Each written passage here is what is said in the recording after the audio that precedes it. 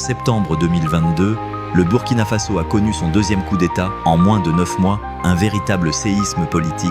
Le capitaine Ibrahim Traoré, âgé de 34 ans, s'empare du pouvoir, renversant le lieutenant-colonel Paul-Henri Damiba, lui-même arrivé aux commandes après un putsch en janvier, qui avait mis fin au règne du président Roch Kaboré. Pour justifier son coup de force, Ibrahim Traoré prend la parole à la télévision nationale et accuse le chef de l'État sortant d'avoir échoué à enrayer une insurrection devenue chronique et qui mine le Burkina Faso depuis plusieurs années. Lorsqu'il est désigné comme le visage du soulèvement militaire, certains analystes n'ont pu s'empêcher de souligner une troublante ressemblance avec Thomas Sankara. Au-delà du béret rouge iconique, Ibrahim Traoré partage plusieurs traits marquants avec la légende nationale.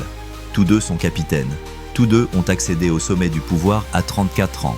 Et tous deux ont défié un régime militaire issu lui aussi d'un coup de force, mais perpétré seulement 8 mois auparavant. Dans cet épisode de Biographies africaines, nous retraçons l'ascension fulgurante du capitaine Ibrahim Traoré, figure montante d'un Burkina Faso en quête de renouveau, un destin hors norme, en marche. Ibrahim Traoré voit le jour en 1988 à Bondokuy, dans la province de la boucle du Mouhoun, au Burkina Faso. Il effectue sa scolarité primaire dans sa ville natale, puis poursuit ses études secondaires à Bobo-Dioulasso, la deuxième plus grande ville du pays. À la différence de son prédécesseur Damiba et de nombreux officiers burkinabés ayant embrassé très tôt la carrière militaire, Ibrahim Traoré, lui, vient d'un parcours civil. Avant de rejoindre l'armée, il s'installe à Ouagadougou, la capitale, pour étudier la géologie à l'université Joseph Kizerbo. Les témoignages le décrivent comme un jeune homme discret, réservé, mais d'une intelligence remarquable, major de sa promotion. Il fait un choix inattendu, intégrer l'armée plutôt que de poursuivre ses études.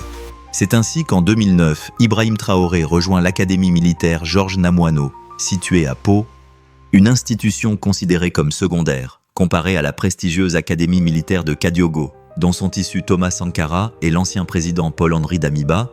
À sa sortie de l'académie en 2012, Ibrahim Traoré intègre le régiment d'artillerie de Kaya. 2 ans plus tard, il est promu au grade de lieutenant. Traoré se distingue rapidement auprès de sa hiérarchie, ce qui lui vaut une formation en défense anti-aérienne au Maroc. Après avoir occupé des fonctions modestes au sein des forces armées burkinabées, le tournant majeur de sa carrière survient en 2014 lorsqu'il est déployé au Mali comme casque bleu, sous l'égide de la mission de l'ONU pour le maintien de la paix, la MINUSMA au Mali. C'est là que Traoré fait ses armes, en luttant contre les djihadistes et les groupes armés ethniques, selon plusieurs témoignages. Il fait preuve de bravoure face à une attaque complexe menée par des combattants dans la région de Tombouctou. Au nord, c'était en 2018. L'année suivante, il participe à une opération militaire baptisée Opération Otapuano, dans l'est instable du Burkina Faso. Pendant 7 mois, cette campagne, saluée comme une réussite, n'a toutefois abouti qu'à un retrait temporaire des groupes armés de la région, suivi d'une recrudescence des attaques dans d'autres zones du pays. Ibrahim Traoré a également servi dans un détachement basé à Makoy, dans la région sahélienne du Nord, au niveau de la fameuse zone dite des 3 frontières Mali, Burkina Faso et Niger. Il se trouve alors en première ligne face aux groupes djihadistes et prend part à plusieurs opérations sur le terrain. Ceux qui ont côtoyé Traoré à cette époque s'accordent à dire qu'il montrait déjà un vrai leadership, détermination, courage et une proximité sincère avec ses hommes. Ibrahim Traoré est promu capitaine en 2020, mais à la même période, il fait partie de ces jeunes officiers désabusés qui observent, impuissants, l'incapacité de leurs supérieurs à enrayer la menace djihadiste. Sur le terrain, Traoré et ses camarades officiers se retrouvent pris en étau, dans une impasse stratégique.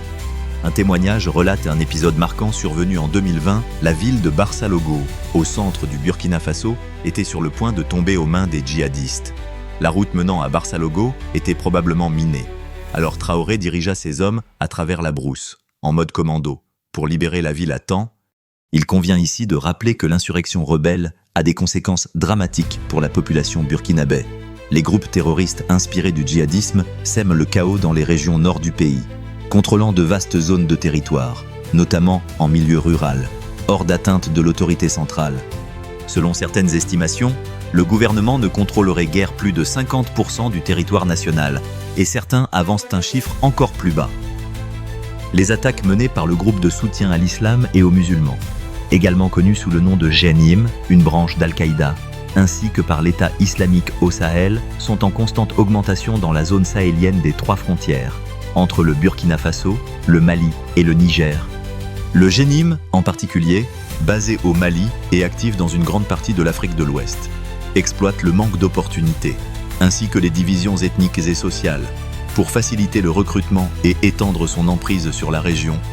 Le groupe se finance grâce aux rançons, aux taxes imposées aux populations locales, au trafic d'armes et à l'extorsion des passeurs d'êtres humains et de drogue. Au Burkina Faso, les attaques menées par les groupes djihadistes incluent des agressions armées, des enlèvements, des détournements de véhicules, l'utilisation d'engins explosifs improvisés, des tirs de roquettes et des embuscades.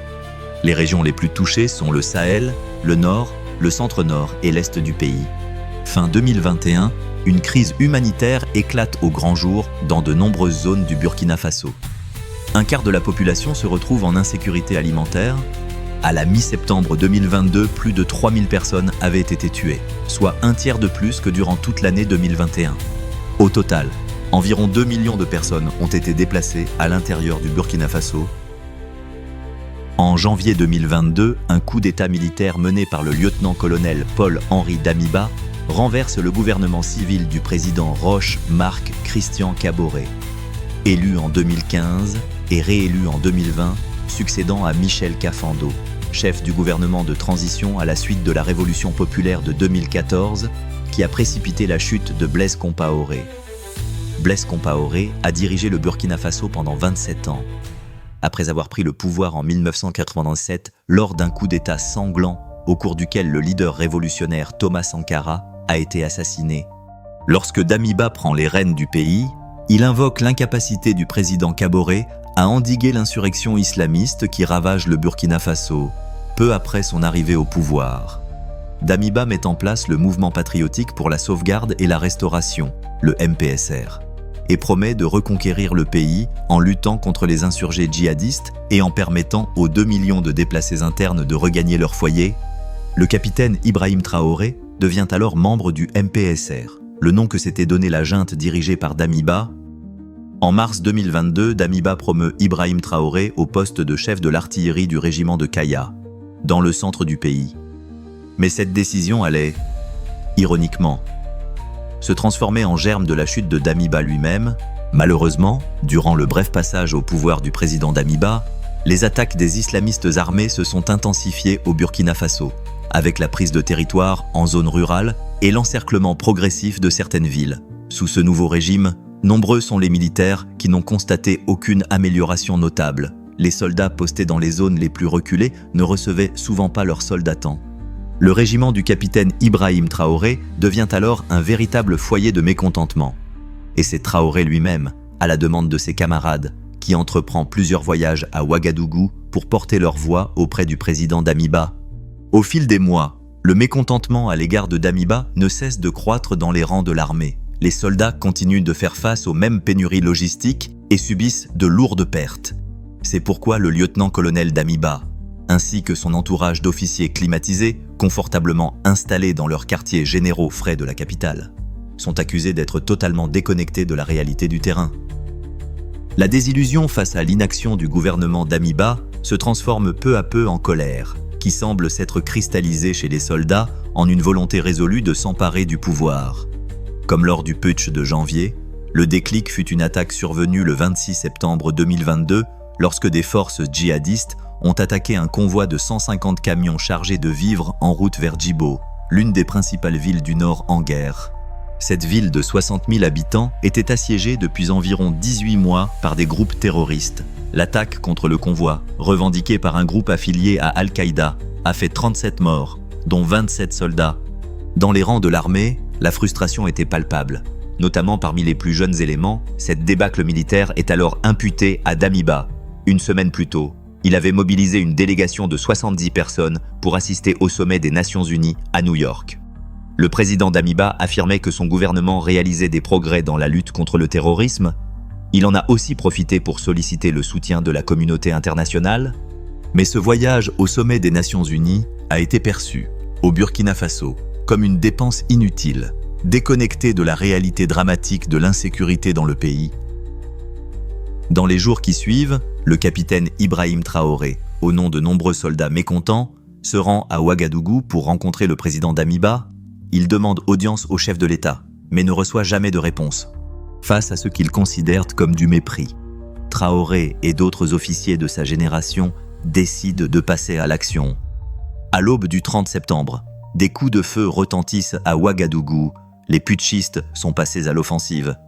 Vers 20h, heure locale, un homme en treillis militaire, portant un gilet pare-balles et un béret rouge, entouré d'hommes cagoulés et casqués, apparaît à la télévision nationale burkinabé, la RTB, et déclare solennellement « Notre idéal commun a été trahi par notre chef, le lieutenant-colonel Paul-Henri Sandaogo Damiba, en qui nous avions placé toute notre confiance. »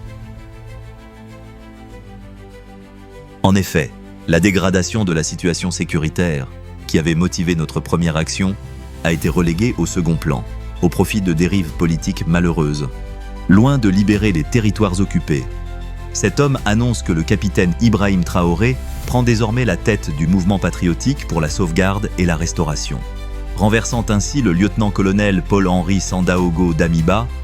Conscient de notre responsabilité historique, le mouvement patriotique pour la sauvegarde et la restauration s'engage à mobiliser l'ensemble des forces combattantes pour recentrer nos efforts sur la sécurité et la restauration de l'intégrité du territoire. Nous rassurons la communauté internationale, le Burkina Faso continuera à respecter ses engagements internationaux, y compris en matière de droits de l'homme. La junte dirigée par Traoré a également affirmé sa volonté de diversifier les partenariats internationaux du Burkina Faso dans la lutte contre le djihadisme. Alors que ce coup d'État particulier se déployait sur 48 heures, le capitaine Ibrahim Traoré et ses hommes montrent qu'ils n'ont pas peur de la chaleur et qu'ils n'hésitent pas à jouer avec le feu. Le 1er octobre, alors que leur tentative semblait dérailler, Traoré et ses officiers se rendent à la télévision nationale pour accuser Damiba de s'être réfugié sur la base militaire française de Cambo-Ensine, dans le but de préparer une contre-offensive dans un Burkina Faso en ébullition, traversé par un fort sentiment anti-français. Cette annonce fait l'effet d'une bombe. Bien que le gouvernement français ait démenti, des milliers de manifestants déferlent dans les rues de Ouagadougou et de Bobo-Dioulasso pour attaquer l'ambassade de France et l'Institut français. Dès lors, ce qui n'était au départ qu'un coup de force militaire se transforme en insurrection populaire, visant à sauver le pays d'un supposé complot soutenu par la France.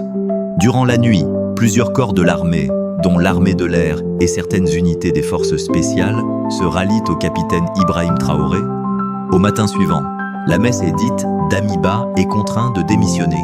À seulement 34 ans, le capitaine Ibrahim Traoré est investi président de transition du Burkina Faso. Sous son béret rouge, le capitaine Ibrahim Traoré, nouveau chef de la junte burkinabé, est président autoproclamé du pays. Des milliers de personnes se rassemblent dans la capitale, dans ce qui s'apparente à un défilé de la victoire. Au lendemain du coup d'État qui a évincé Paul-Henri Damiba, s'emparer du pouvoir à Ouagadougou s'est révélé plus facile que de combattre les groupes armés dans le nord du pays, où les soldats essuient revers sur revers face à des groupes liés à l'État islamique et à Al-Qaïda. Depuis qu'Ibrahim Traoré a pris le pouvoir, les tensions avec la France sont vives. Ancienne puissance coloniale du Burkina Faso, présente sur le territoire de 1896 à 1960. À la suite du coup d'État, des centaines de manifestants à Ouagadougou ont exigé la fin de la présence militaire française, de plus en plus contestée en Afrique de l'Ouest et au Sahel. En janvier 2023, le Burkina Faso a donné 1 mois à la France pour retirer ses troupes, mettant fin à un accord militaire qui autorisait les forces françaises à lutter contre les insurgés sur son sol, invoquant la volonté du Burkina Faso de se défendre par lui-même. Le mois suivant, en février 2023, les deux pays, la France et le Burkina Faso, ont officialisé la fin des opérations militaires françaises sur le territoire burkinabé. Après une cérémonie de descente de drapeau au camp des forces spéciales françaises, tous ces événements ont alimenté les spéculations selon lesquelles le Burkina Faso pourrait renforcer ses liens sécuritaires avec la Russie, à l'image du Mali voisin, où opèrent les mercenaires russes de Wagner. En août 2023, Ibrahim Traoré a tenu des discussions avec une délégation russe, abordant notamment une possible coopération militaire.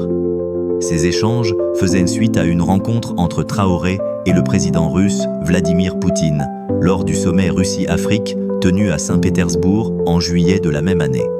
Alors que les autres chefs d'État africains étaient vêtus de leurs costumes sur mesure, élégant et onéreux. Ibrahim Traoré, lui, est apparu en tenue de combat militaire.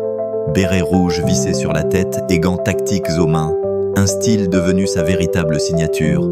Son discours prononcé lors du sommet Russie-Afrique lui a valu de vives acclamations, certains allant jusqu'à le surnommer Sankara réincarné.